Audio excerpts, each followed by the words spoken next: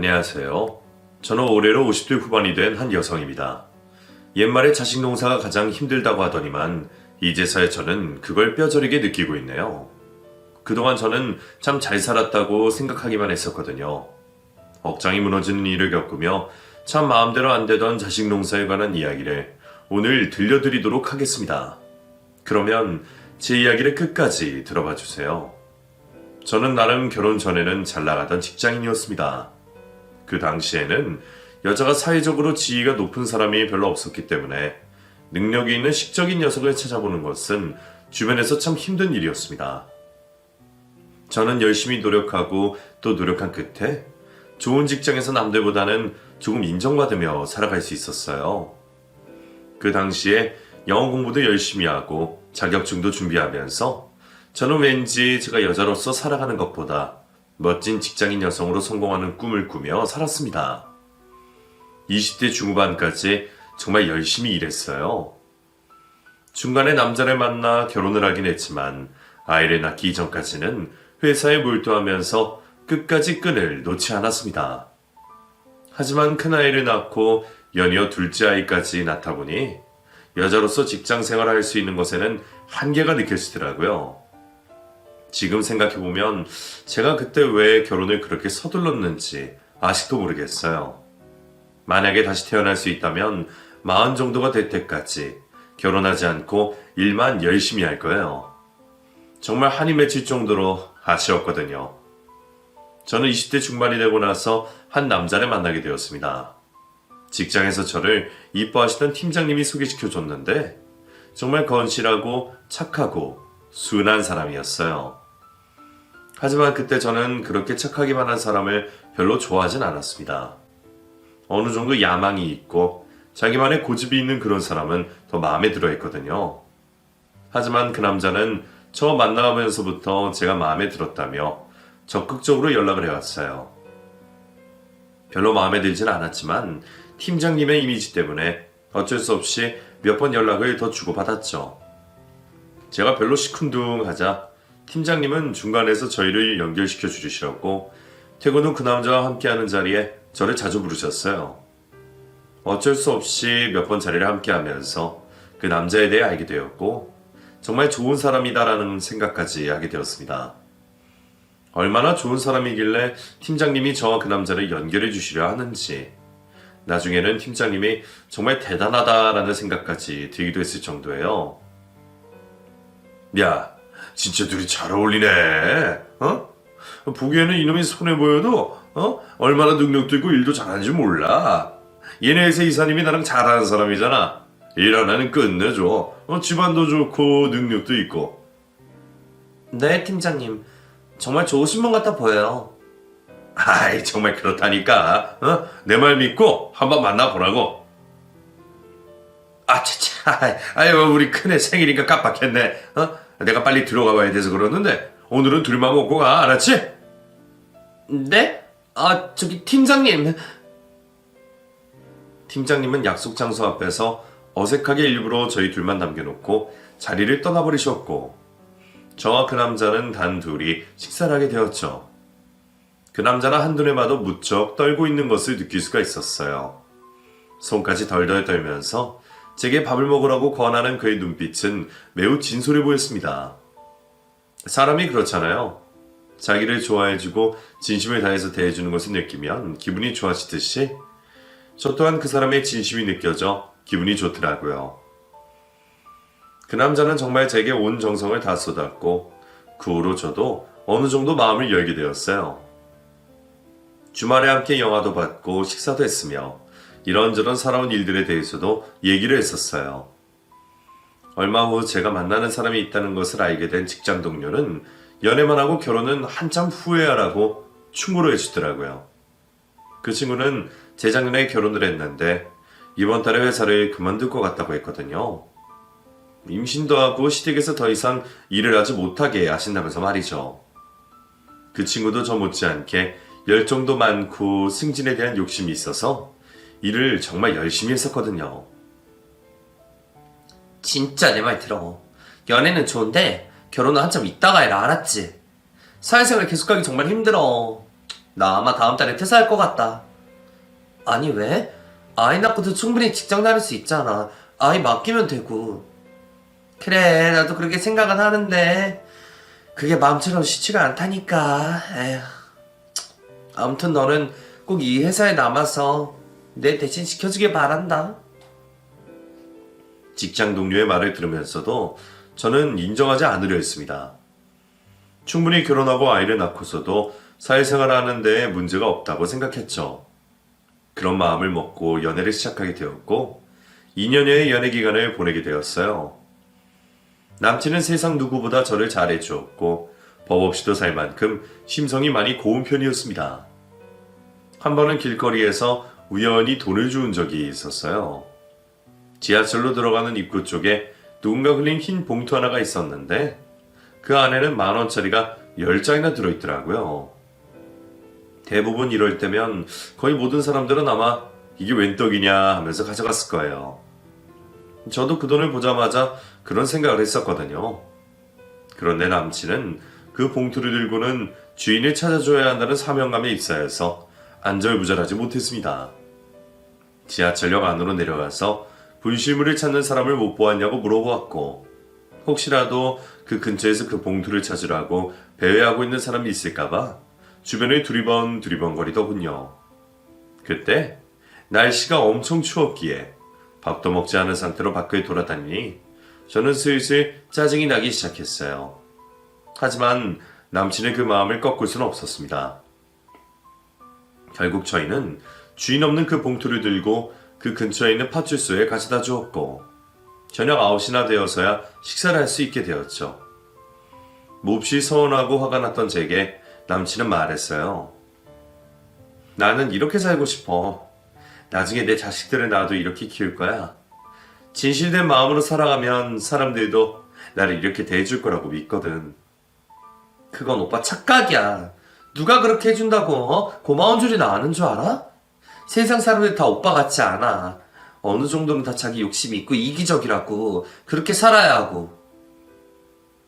그날 남친과 티격태격을 하면서 의견 대립을 했던 것이 아직도 눈에 선하네요. 제 남친은 그런 사람이었어요. 사람은 고쳐 쓰는 것이 아니라고 하듯이 변하지 않았습니다. 답답한 면도 많이 있었지만 저는 그 남자를 정말 많이 사랑했고 3년 반 정도의 연애를 한 후 결혼을 결심하게 되었죠. 그때 제 나이가 20대 후반쯤이 되어가고 있었어요. 회사에서 한창 승진을 목표로 열심히 일하던 때였고 인정도 받고 있어서 중요한 시기가 분명했습니다. 하지만 제가 결혼을 하고 나서는 회사에서 웬일인지 이전과 저를 대하는 태도가 달라진 것 같더라고요.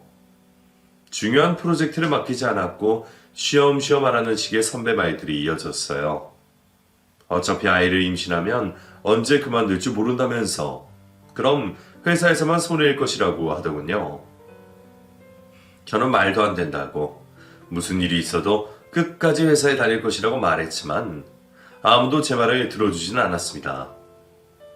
하지만 결혼 후 얼마 지나지 않아 정말 우려했던 일이 현실로 일어나고 말았어요. 시댁에서 아이를 낳은 후 집에서 조신하게 살림만 하시기를 원하시더라고요. 그래, 이만큼 사회생활 다 해봤으니 이제는 아이 낳고 살림할 준비해야지. 그래야 애도 잘 크고 남자도 안정되게 일 잘하고 그런 것이란다. 어머님, 그래도 저는 회사에 오래 남아있고 싶은데요. 아이 낳고도 충분히 일할 수 있어요. 그게 무슨 소리니? 안정적인 가정을 만들어 놓아야 우리 아들도 사회생활을 잘하지. 자고로 가정이 평안해야 남자가 팍한 일을 잘하는 법이다. 시어머님은 무조건적으로 제게 회사를 그만두길 강요하셨고 저는 결국 두 손 두 발을 다 대게 되었습니다. 남편이 제 편이라도 들어주면 좋으련만 시모 앞에서 아무 말도 안 하고 가만히 보고만 있더라고요. 착하디 착한 마음이 이럴 때도 그대로 나타나는 것 같았습니다. 너무 화도 나고 억울한 마음이 가득했지만 첫 아이를 낳고 보니 만만치 않다는 것을 깨닫게 되었어요.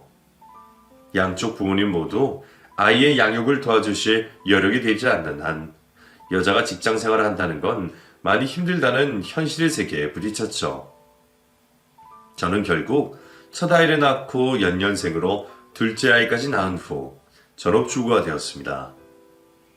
회사를 그만뒀다는 상실감이 너무나도 컸지만 그런 마음을 느끼는 것보다 아이 둘을 양육하는 것이 더욱 힘들었어요. 아들만 둘이다 보니 점점 체력의 한계를 느꼈고 이 세상 모든 엄마들이 위대하게까지 보이기 시작했습니다. 저는 그렇게 점점 제 커리어를 잇고 전업주부가 되어가고 있었습니다. 2년 후에는 셋째로 아들을 또 낳게 되어 아들 삼형제의 엄마로서 매일매일을 정신없이 살게 되었죠. 정말 많이 힘들었어요. 세상에서 가장 힘든 게 육아라고 할 정도로 제가 여태껏 느껴온 삶은 쉬웠다는 생각까지 했습니다. 다행히 제게는 여동생이 한 명 있었는데 저와 나이 차이가 얼마 나지 않아서 이런 육아맘의 고충을 서로 털어놓을 수 있었던 것 같아요. 각자 남편들 흉도 보고 아이들을 키우면서 잘할 수 있는 방법에 대해서도 아이디어를 냈고 여러 가지로 많은 힘이 되었어요. 남편은 안정적인 경제활동을 하는 사람이었고 시댁에도 경제적으로 꽤 능력이 있었어요. 그래서 그런지 저는 다행히 돈 걱정을 거의 하지 않고 삶을 살았던 것 같아요. 남들은 이런 저희 집안을 부러워하기도 했습니다. 특히 친한 제 친구들은 하나같이 입을 모아 말했죠. 돈 걱정 없이 사는 게 얼마나 좋은 건데 그게 최고지 뭘 그래. 뭐 일 안 해도 돈 걱정 없이 새 아들 키우면 너무 편하지. 그래도 나는 내 일하면서 그런 게 좋은 것 같은데 내가 너무 바보가 되는 것 같아서. 보기에 겨웠구만 겨웠어. 그런 소리 누가 들으면 욕할 거다. 세상 제일 부러운 전업주부님. 아이들을 키우는 일은 시간이 지날수록 수월해졌습니다.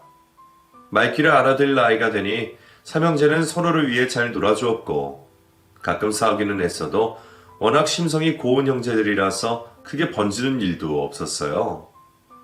특히나 첫째 아들은 어찌나 착하고 순딩이던지 동생들에게 장난감이고 뭐고 다 뺏겨도 아무 말도 못하고 꾹 참고 있는 게 눈에 다 보일 정도이니까요. 한 번은 유치원에서 손에 친구에게 물려 팔뚝에 이빨 자국이 선명하게 나서 온 적이 있었는데 그때도 울지도 않고 쳐다보고만 있었다고 하더군요.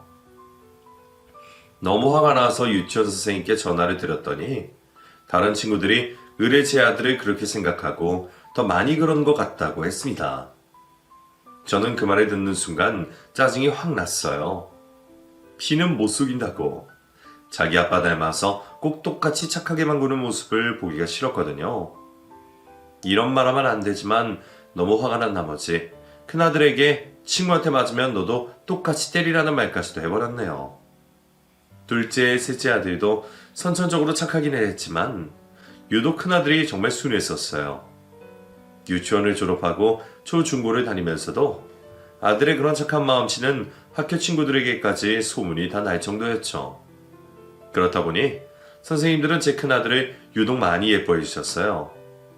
공부도 꽤 잘했고 선생님 말씀도 잘 듣고 항상 무엇이든 솔선수범하는 이 아이를 누가 싫어하겠어요. 부모 속 한번 썩이지 않고 착하게 자란 아들을 보면서 내심 기분이 좋기도 했지만 한편으로는 걱정이 되기도 했습니다. 그래서 남편과 가끔 술자리 기울일 때면 저희는 큰아들에 대한 이야기를 주로 많이 했어요. 우리 큰놈 그거 나중에 어디 가서 이용이나 당하는 건 아니겠지? 너무 숙맥이라서. 아이고 여보 그런 소리 말아요. 그래도 공부도 잘하고 자기 할 건 다 알아서 했잖아요. 자네 놈이 말이야. 그래도 뭔가 좀 다부지고 하는 면이 있어야 되는데 그게 너무 걱정이라니까. 당신 닮아서 그런 걸 어쩌겠어요. 아들이 그럼 아빠 닮지 누굴 닮겠어요? 남편은 자신을 닮아 너무 착하디 착한 큰아들이 걱정이 된다고 하더군요. 저도 사실은 그 부분이 가장 걱정이 되었었어요. 인생이 워낙에 역경도 있고 하다니까 부디 장남으로서 강하게 살아주기를 바랬거든요. 그렇게 아들 3명은 무럭무럭 자라났습니다. 첫째, 둘째, 셋째까지 모두 대화에 들어가고 군대도 제대를 했죠. 이제 결혼만 시키면 저희 두 부부 아무 걱정 없이 편안하게 남은 여생을 살면 되겠다고 생각했던 그 순간 청천벽력 같은 일이 벌어지고 말았어요. 갑자기 남편이 일하다가 심근경색으로 쓰러져서 급하게 병원으로 옮겨졌고 며칠 만에 세상을 떠나버린 것이죠. 지병도 없이 건강한 줄로만 알았던 남편의 사망에 온 가족은 뒤집어졌습니다. 저는 그때 잠을 제대로 잘 수가 없어 수면제 없이는 못 살 정도였어요. 아들 셋 역시 일상생활이 마비될 정도로 힘든 나날을 보냈어요. 한 가정의 가장이 갑작스럽게 없어진 현실을 받아들이기 힘들었고 그때 제 곁에 지켜준 사람이 바로 제 여동생이었어요. 여동생은 이미 10년 전에 암으로 남편을 잃은 후 아이 둘을 키우며 씩씩하게 잘 살아가고 있었거든요. 그때 여동생이 절 붙들어주지 않았다면 저는 아마 살아가기 힘들었을 거예요. 하루하루가 어떻게 지나가는지 모르게 정신없이 보내고 있던 어느 날 큰아들에게 여자친구가 생겼다고 하더군요.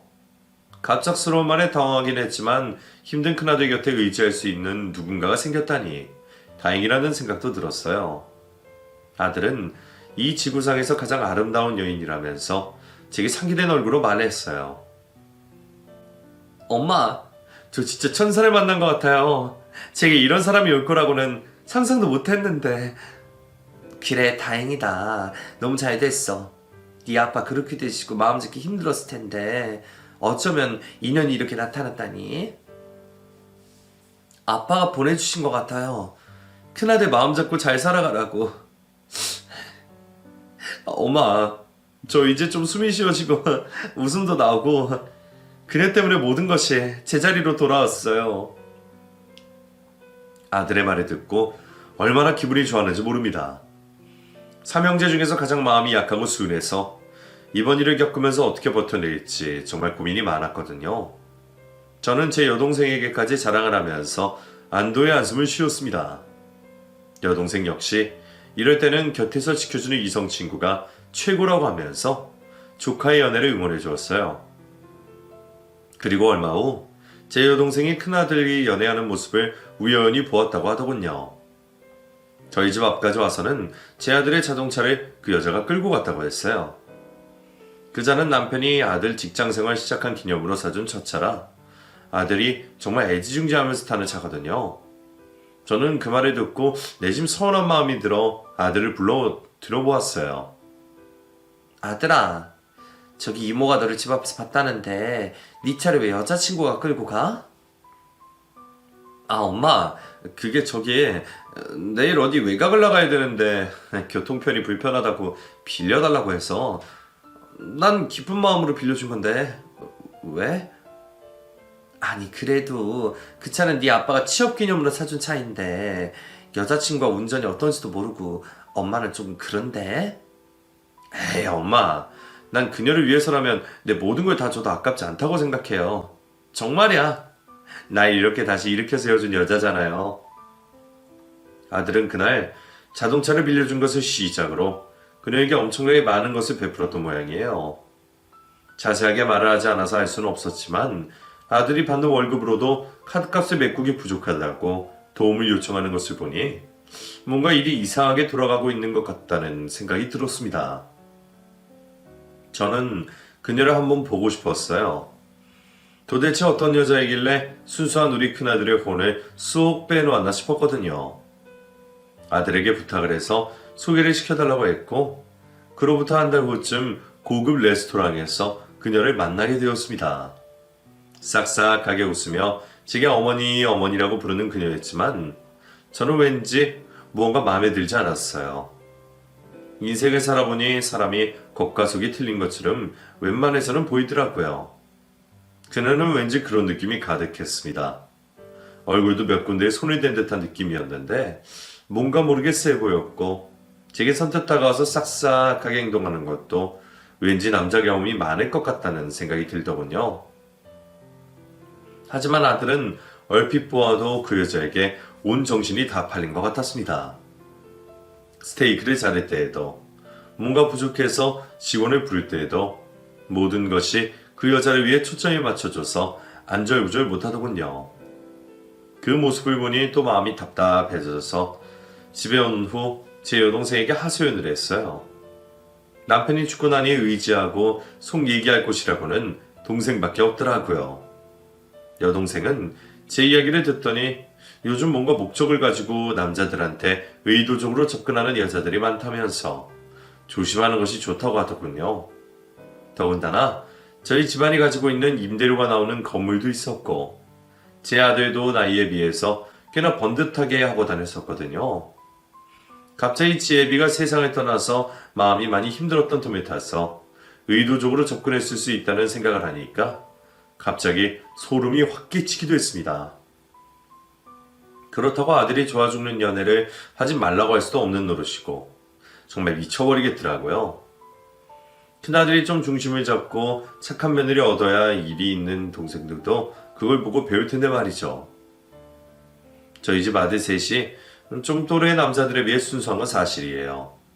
워낙에 애 아빠의 심성이 그런데다가 평생 어려움 한 번 없이 살아왔었기에 세상 물정도 잘 모르고 그렇긴 합니다. 어른이 되어 세상을 좀 더 가르쳤어야 할 나이에 남편이 세상을 떠나버리고 나니 그 다음엔 저 혼자 뭘 어떻게 할 수도 없었고요. 답답한 마음을 가지고 시간을 보내던 중 둘째 아들과 셋째 아들도 다들 애인이 생겼다고 하더군요. 아직 어린 나이인데도 결혼을 왜 그렇게 하고 싶어 하는지 세 아들 모두 결혼을 못해 안달난 놈들처럼 제게 결혼이 하고 싶다고 하는데 황당해 죽겠더라고요.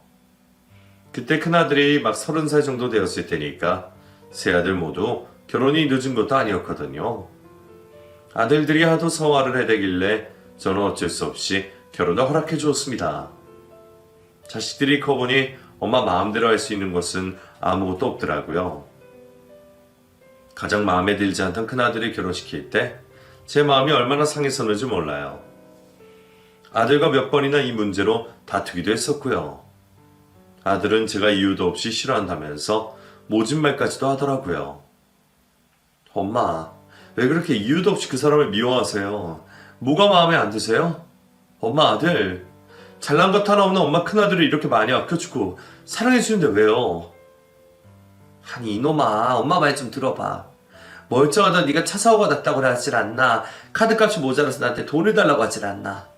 술도 못 마시는 녀석이 술이 만취가 되어서 돌아오고 엄마는 네가 애인을 만나서 뭐가 어떻게 돌아가는지 모르겠어. 엄마, 그냥 흔한 연애 일부라고요. 다들 이렇게 살아요.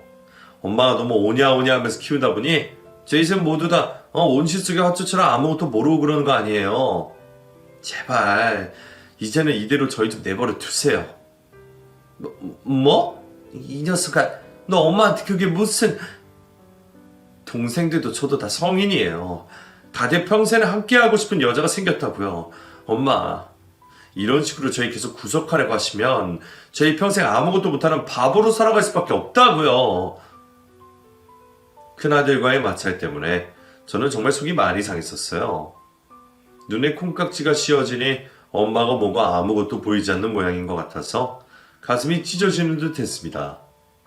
그래서 어쩔 수 없이 결혼을 시켰어요. 울며 겨자 먹기라는 표현이 맞는 것 같네요. 큰아들을 결혼시킨 것을 출발로 둘째, 셋째 아들이 2년 사이에 연달아 결혼을 했죠. 남편이 남기고 간 것들을 하나하나 정리해서 아들들에게 괜찮은 집을 마련해주고 저는 그때부터 자유롭게 마음껏 하고 싶은 것 하며 살아가기로 마음먹었습니다. 그런데 결혼 후 2년 정도가 지나니 큰아들의 낯빛이 별로 좋지 않아 보였어요. 아이도 없이 한창 좋을 신혼인데 표정은 어두웠고 밥도 못 먹고 다니는 놈처럼 얼굴이 까칠하더라고요. 회사 일이 바빠서 저희 집에 자주 오지도 않았었는데 가끔은 전화도 잘 받지 않으니 계속 걱정을 많이 했었죠. 그러던 어느 날 큰아들의 가장 친한 친구 녀석에게 전화가 왔어요. 초등학교 때부터 친구라서 부모끼리도 잘 알고 지내는 사이라 서로의 부모에게 어머니 아버님 하며 자리도 함께하는 사이거든요. 제게 기니 할 말이 있다고 하면서 요즘 제 큰아들에게 뭔가 문제가 있는 것 같다고 말했습니다. 어머님, 제가 이런 말씀 드려도 될지 모르겠는데 명재가 좀 많이 힘든가 봐요. 우리 명재가? 너 혹시 뭐 알고 있는 거 있니? 나도 안 그래도 표정도 어둡고 애가 말라가는 것 같고 해서 걱정이 많았거든. 도통 말을 안 하니 뭔 일이 있는지 알 수가 있어야지. 저기 그게요. 자세한 건 좀 말씀드리기 힘든데 재수 씨 때문에 힘든 것 같아요. 여러 가지 속이 상한다고 했는데 죄송해요 어머님. 제가 이런 말씀 드려서. 근데 제가 진짜 명자 아끼는 마음에서 하는 말인데 저는 정말 둘이 헤어졌으면 좋겠거든요. 아이도 없을 때 최대한 빨리요. 뭐라고? 그게 무슨 소리니? 너 알고 있지? 말 좀 해다오, 응? 제발 알고 있는 대로 말 좀 해줘봐. 내가 아주 속이 다 타들어가는 것 같다고. 아들의 친구는 의미심장한 말을 하고 전화를 끊었습니다. 저는 그날 이후로 밤새 잠을 한숨도 자지 못했어요. 당장에 큰아들을 찾아가 다 뒤집어 놓고 이혼을 시켜버리고 싶었지만 이유도 없이 갑자기 그런 행동도 할 수가 없고 미쳐버리겠더라고요. 이런저런 얘기가 듣고 싶어 큰아들을 부르기로 했어요. 마음의 결정을 하고 전화를 하려는데 큰아들에게서 먼저 전화가 왔어요. 그리고는 무척 상기된 목소리로 아이가 생겼다고 말하는 겁니다. 엄마, 나 아빠 될 것 같아. 임신했대. 세상에, 내가 정말 아빠가 되는 거야? 어머나, 정말이야? 어? 아이고, 잘됐다. 축하한다. 앞으로는 정말 좋은 일만 있을 거다. 우리 아들, 그러니까 아무 걱정하지 말고 아빠 될 준비만 하자. 응? 엄마가 뭐 필요한 것 좀 준비해 줄게. 저는 순간 너무 기쁘더라고요. 누가 아들이 결혼해서 잘 못 살고 있는 걸 좋아할 사람이 있겠어요. 임신까지 했다고 하니 그동안 힘들고 어려운 부분들이 모두 다 해결될 것이라고 생각이 들었고 이 아이로 인해 큰아들 부부도 더욱 굳건해질 것이라 믿었죠. 저는 꽉 막힌 시어머니는 아니었습니다. 세 아들이 모두 결혼을 했어도 제가 결혼해서 누리지 못한 자유를 누릴 수 있도록 자꾸 며느리들을 사회생활을 하라고 했어요. 꼭 집에만 있지 말고 아이가 없을 때 자주 나가서 밥도 먹고 친구들도 만나라고 했고 때로는 용돈도 쥐어주었죠. 가끔씩 새아들이 부인이 없는 틈을 타서 저희 집에 아들들끼리 놀러들 올 때에도 충분히 그럴 수 있다고 생각했어요. 제가 시어머니한테 억압받고 사회생활도 못하게 막힌 것이 한이 맺혀서 더 그랬던 것 같아요. 덕분에 저희 집 며느리들은 주중이고 주말이고 회식도 잘 참석하고 친구들도 만나서 밖에서 자주 시간을 보낸다는 것을 알고 있습니다. 제 여동생은 저희 이런 부분을 가지고 너무 풀어준다고 하면서 그만하라고 했지만 저는 그러고 싶진 않았어요. 현대식의 시어머니, 멋지고 쿨한 시어머니가 되어주고 싶었거든요. 그런 제가 할머니가 된다는 생각에 너무 기분이 좋아 백화점에 들러 아기용품들을 엄청나게 샀습니다. 유모차고 뭐고 며느리 마음에 드는 걸로 사라며 현금도 꽤 많이 주었죠. 며느리는 어느덧 임신 막달이 되었고 곧 출산을 앞두고 있었어요. 저는 아들, 딸 구분 없이 그저 건강하게만 낳아달라고 기도까지 했고 결국 며느리는 건강한 사내 아이를 출산했습니다. 아들보다 손주가 더 예쁘다고 남들이 하는 말이 그대로 느껴질 정도로 생각만 해도 너무 심장이 뛰고 행복하더군요. 이제 막 3, 7일밖에 지나지 않았는데 마치 제게는 온 우주를 다 가진 것만 같았어요. 며느리 산후조리를 해줘야 한다고 저는 산후조리 도우미 이모를 윗돈까지 얹어주면서 구해주었습니다. 제가 해주면 불편해할까봐 최대한 저는 많이 가지도 않았죠. 한겨울에 아이를 낳아서 혹시나 몸에 바람이라도 들어갈까봐 며느리의 따뜻한 네일까지 몇 벌 사서 챙겨주고 제가 할 수 있는 최선의 노력을 다해주었어요. 그리고 다가온 연말, 저는 여동생과 함께 해돋이 여행을 떠나게 되었어요. 둘 다 남편 없이 홀로 살아가는 인생이라 의지하며 여행을 다니자고 약속했거든요. 많은 인파들이 있었지만 그래도 그곳에 간다는 것 자체가 많이 설레었습니다. 새벽 6시가 조금 넘어 인파를 뚫고 해돋이를 보러 나갔는데 그곳에서 낯익은 사람을 발견하게 되었어요. 바로 얼마 전에 아이를 낳은 큰 며느리였는데요. 옆에는 웬 낯선 남자와 함께 있더라고요. 너무 놀라서 제 두 눈을 의심했습니다. 지금 산후조리를 하고 있어야 할 판국에 외간 남자와 함께 해돋이를 보러 오다니 말도 안 되는 상황이잖아요. 하지만 두 번, 세 번을 보아도 딱 제 큰 며느리였어요. 여동생과 저는 너무 황당한 마음에 곧장 며느리에게 다가갔죠. 아니, 너 지금 여기 왜 있는 거야? 우리 아들은 어디다 두고 왔니? 이 남자는 또 누구고? 네? 저기 어머님, 사촌 오빠인데 그게 뭐 사촌 오빠? 너한테 사촌 오빠가 어디 있어? 너 무슨 말도 안 되는 얘기를 하는 거야 지금? 너무 황당해서 어안이 벙벙하던 와중에 제 여동생이 큰아들에게 영상통화를 걸었습니다.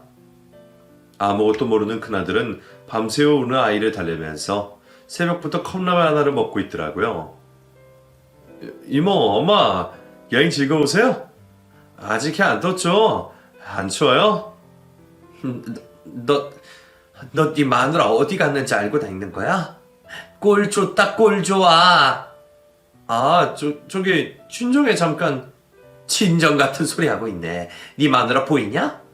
저기 저 남자랑 같이 여기 있다. 내가 정말 이 바보 같은 놈. 아휴. 큰아들은 끝까지 며느리를 감싸려고 친정에 갔다가 둘러댔다가 제가 화면에 비춰주는 며느리의 모습을 보고 한숨을 쉬더군요.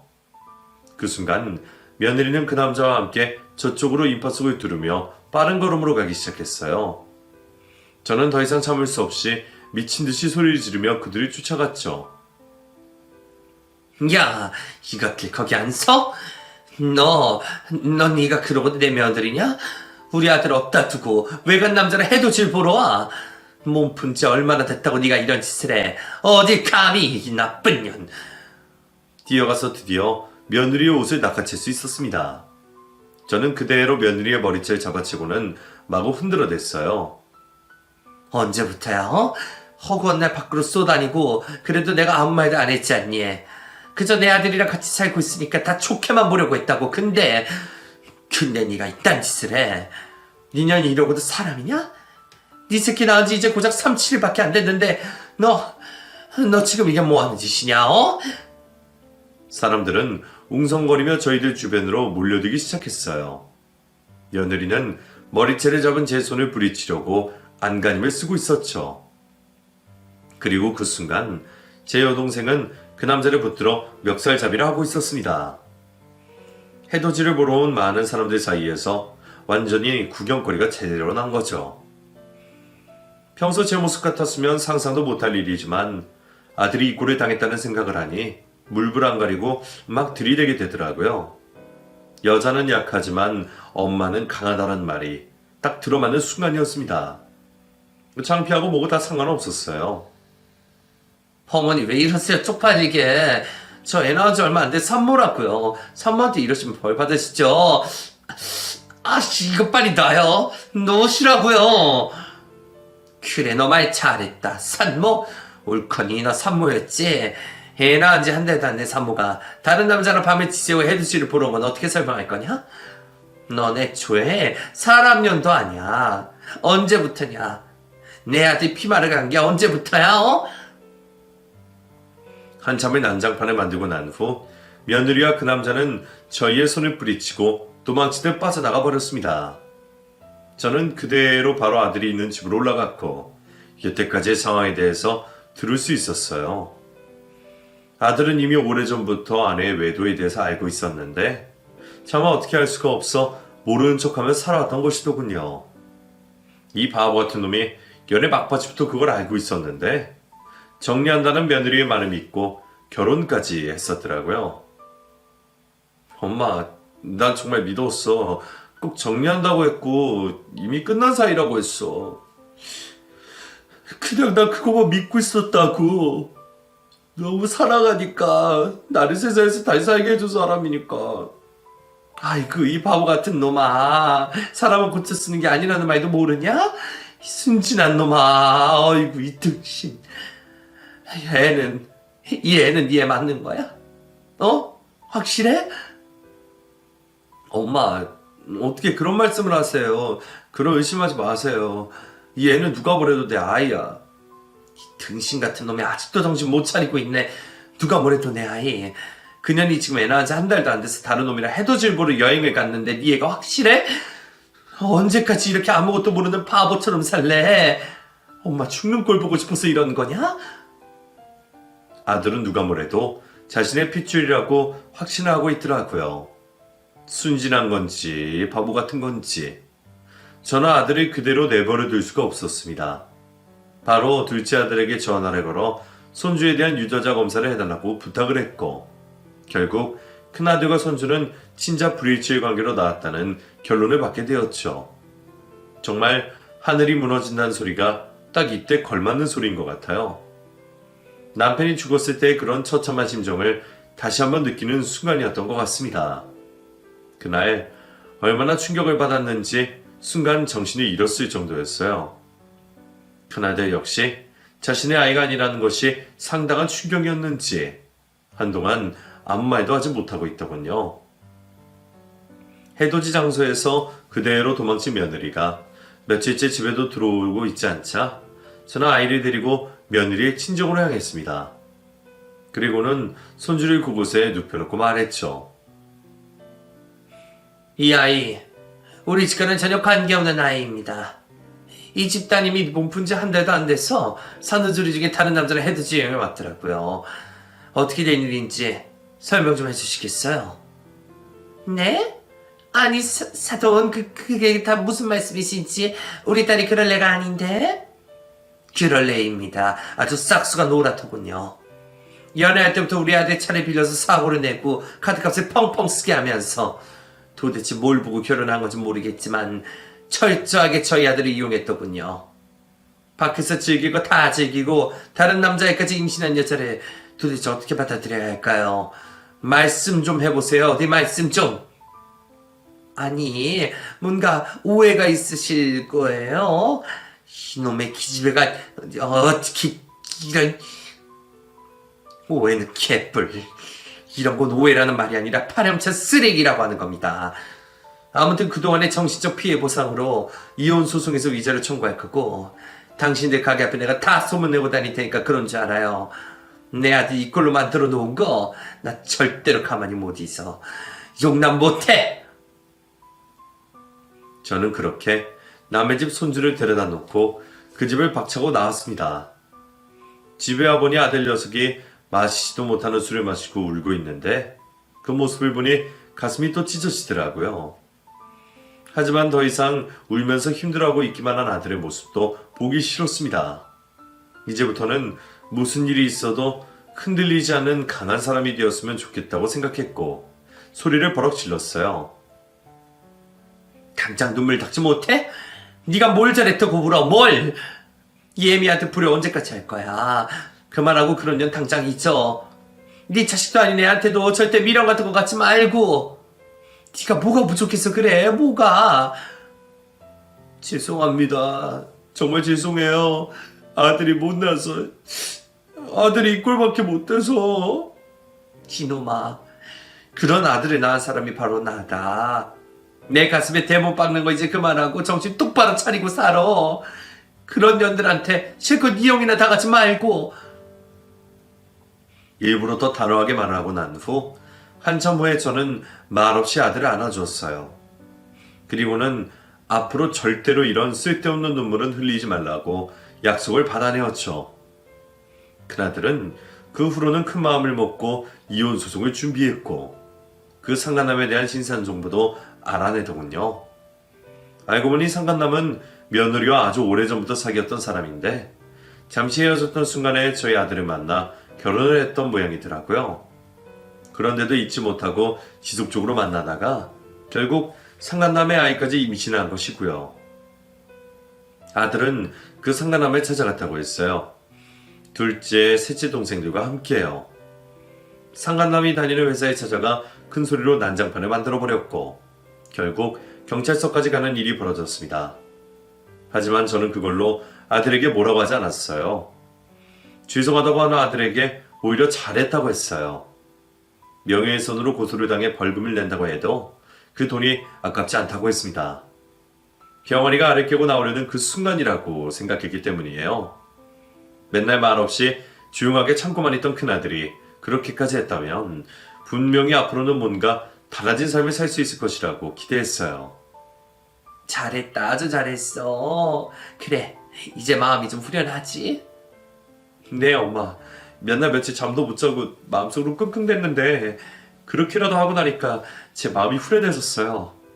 저 이제 그 년놈들 다 털어내버리고 재미있게 살 거예요. 재미있게. 그래, 엄마가 바라는 게 바로 이런 거다. 재미있게 살자, 아들. 50 넘고 남편 먼저 보낸 엄마도 이렇게 힘내고 재미있게 살려고 아둥바둥 하는데 이제 고작 30대인 네가 술 처먹고 울고만 있으면 말이 되냐? 하고 싶은 거 마음껏 하고 여자들 만나서 연애도 실컷 하고 그러면서 즐기고 살아, 알겠냐? 네, 엄마. 죄송하고 고마워요. 앞으로 엄마 실망시켜드리지 않을게요. 큰아들의 모습에 저는 안도의 한숨을 쉬었습니다. 그리고 저 또한 달라진 삶을 살기로 마음먹었어요. 여태껏 며느리들이 시댁에도 잘 안 오고 회식이고 약속이 있다며 밖으로 많이 나다녔다면 이제는 어느 정도의 규율을 잡아야겠다고 생각했죠. 둘째, 셋째 며느리들을 불러 허심탄회하게 말을 꺼냈고 한 달에 한 번은 다 같이 식사를 할 것부터 시작해서 너무 밖으로 나다니지 말라고 잔소리도 한 번 했습니다.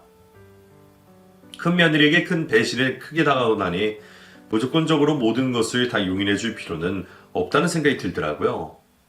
어느 정도의 규율을 정해놓으면 최소한 사람들이 그걸 지키려는 노력은 할 테니까요. 그 대신 여전히 멋진 시어머니가 되기 위해서 용돈도 주고 생일날은 꽃바구니와 백화점 쇼핑까지 시켜주고 있답니다. 그 후로 큰아들은 운동 동호회에 가입하더니만 운동의 매력에 푹 빠지더군요. 무엇인가를 몰두하면서 살다 보면 금방 또 툴툴 털어내게 될 테니 다행이라는 생각이 들었어요. 제 아들이라서가 아니라 외모도 멀끔하고 애가 귀티가 분위기라서 어디에 가서든 여자들에게는 인기가 많은 거예요. 다만 과거가 한 번 있기는 해도 요즘엔 이혼이면 대수인가요? 그렇게 저희 집안은 폭풍이 한 번 요란하게 지나갔습니다. 여자 하나 잘못 들이면 집안이 망한다더니 정말 망하기 일보 직전이었던 것 같아요. 큰아들의 이혼 소송 과정에서 알게 된 건데 큰 며느리는 이 상태로 쭉 결혼 생활을 유지하고 싶어 하더라고요. 큰아들이 가진 능력과 재력을 가지고 여유 있게 살면서 다른 남자한테 낳은 자식 키우면서 그렇게 해요. 며느리의 상간남의 능력이 그렇게 썩 좋지는 않았다 하더라고요. 집안도 너무 형편이 어렵고요. 어쩌면 보잘것없는 경제결력이라 헤어졌었는지도 모르죠. 그러다가 저희 큰아들이 덥석 물리게 된 것이고요. 세상 참 무서운 여자들이 많은 것 같아요. 젊디 젊은 여자애가 어쩌면 그렇게까지 할 수 있는지 아무리 생각해도 참 무섭네요. 저희 집은 그 후로 평화를 되찾았어요. 저는 여전히 여동생과 함께 많은 시간을 보내며 여행도 다니고 즐겁게 살고 있고 둘째, 셋째 며느리들도 각자 사회생활을 하며 한 달에 한 번 식사 약속은 꼬박꼬박 잘 지키고 있고요. 임신 계획도 갖고 있다고 하니 머지않아 제가 진짜 할머니가 될 것 같네요. 저는 올해도 또 해돋이를 보러 다녀왔습니다. 그 일이 있고 난 후에 다시는 해돋이 여행은 못 갈 것 같았는데 제가 강해져야 아들도 더 강해질 것 같아서 훌훌 털어버리기로 했죠. 다시 보러 간 해돋이 여행은 정말 좋았어요. 일출을 보면서 소원을 비는데 가슴 저 밑에서부터 올라오는 뜨거운 무언가가 제 눈시울을 적셨습니다. 하늘에서 모든 상황을 다 지켜보고 있을 남편이 훗날 저를 보고 잘했다고 칭찬해줄 날을 기다리며 이만 글을 마칠게요. 자식 키우는 부모들 오늘도 힘내시고 화이팅 해봅시다. 새해 복 많이 받으시고 올 한 해 행복하고 건강하게 사세요.